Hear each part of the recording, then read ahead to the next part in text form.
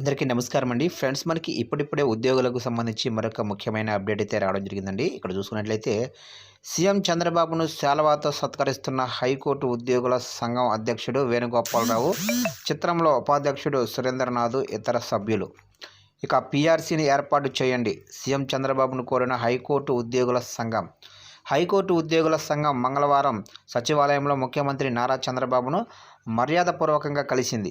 ఇక వేతన సవరణ కమిటీ పీఆర్సీని త్వరగా ఏర్పాటు చేసి 6 నెలల్లో అమలు చేయాలని విజ్ఞప్తి చేసింది.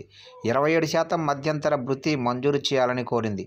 డిఏ బకాయిలను త్వరగా విడుదల చేయాలని, మెడికల్ రీయింబర్స్మెంట్ కింద ఇస్తున్న 2 లక్షలను 10 లక్షలకు పెంచాలని అభ్యర్థించింది.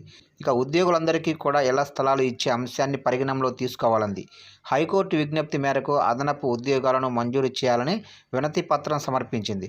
ఈ సందర్భంగా సంఘం అధ్యక్షుడు అక్కిన వేణుగోపాలరావు, ఉపాధ్యక్షుడు కె సురేంద్రనాథ్, కార్యదర్శి ఎం ఎలీషా, ఆర్గనైజింగ్ కార్యదర్శి జి చంద్రబాబు, సంయుక్త కార్యదర్శి జి కోటేశ్వరరావు, అలాగనే కార్యవర్గ సభ్యులు రష్మ, రాంబాబు, సూర్యారావు, శ్రీనివాసు తదితరులు చంద్రబాబును సత్కరించారు.